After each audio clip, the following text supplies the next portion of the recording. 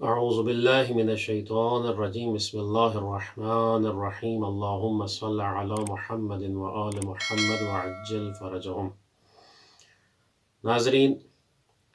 امیر المومنین علی ابن ابی طالب علیہ السلام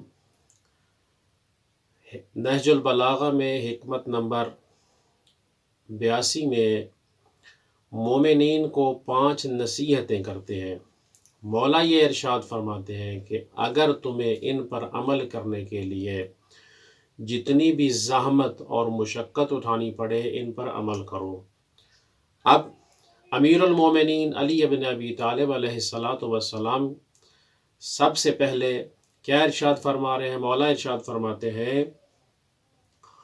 اوصیکم بخمس لو ضربتم الیہا اباط الابل لقانت لذالک احلا لا یرجون احد منکم الا ربہ۔ مولا اس فرمان میں یہ ارشاد فرماتے ہیں کہ اے مومن،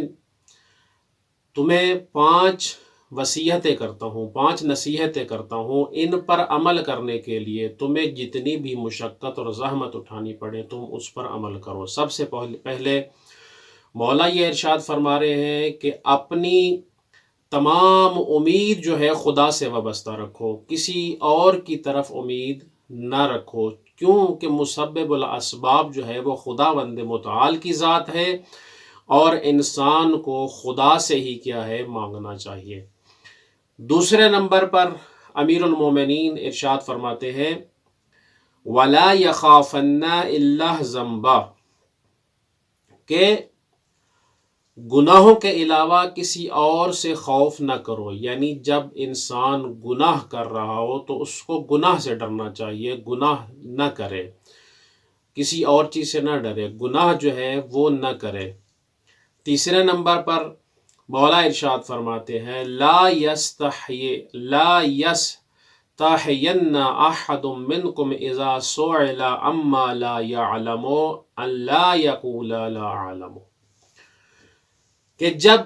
تم سے کوئی سوال کیا جائے اور تم اس سوال کا جواب نہ جانتے ہو تو تمہیں یہ کہنے میں شرم محسوس نہیں ہونی چاہیے کہ میں نہیں جانتا، بجائے اس کے کہ تم کہو کہ میں نہیں جانتا اور شرم محسوس کرتے ہوئے کہ اگلا آدمی جو ہے وہ کیا کہے گا کہ یہ کچھ چیز نہیں جانتا، اور اس کو کوئی غلط چیز بتا دو اور وہ اس پر عمل پیرا ہو جائے، اس پر عمل کرے اور گناہ کر بیٹھے، تو اس سے بہتر یہ ہے کہ تم اس کو کہہ دو کہ میں اس کا جواب کیا ہے وہ نہیں جانتا۔ اور اس کے بعد مولا یہ ارشاد فرماتے ہیں وَلَا يَسْتَحْيَنَّ أَحَدٌ إِذَا لَمْ يَعْلَمِ الشَّيْءَ أَن يَتَعَلَّمَهُ، کہ جس چیز کا تمہیں علم نہیں ہے، جو چیز تم نہیں جانتے، اس کو سیکھنے میں تم ہچکچاہٹ محسوس نہ کرو، تم جو ہے اس کے بارے میں سیکھو، معلومات حاصل کرو اور پھر اس کے بعد جو ہے لوگوں کو اس کی تعلیم دو۔ اور اس کے بعد مولا آخری نمبر پر یہ ارشاد فرماتے ہیں کہ وَعَلَيْكُمْ بِالصَّبْرِ فَإِنَّ الصَّبْرَ مِنَ الْإِيمَانِ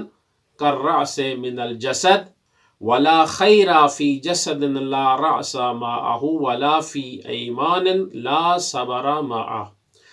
کہ مولا ارشاد فرماتے ہیں کہ تم صبر اختیار کرو۔ کیوں صبر اختیار کرو؟ کہ جیسے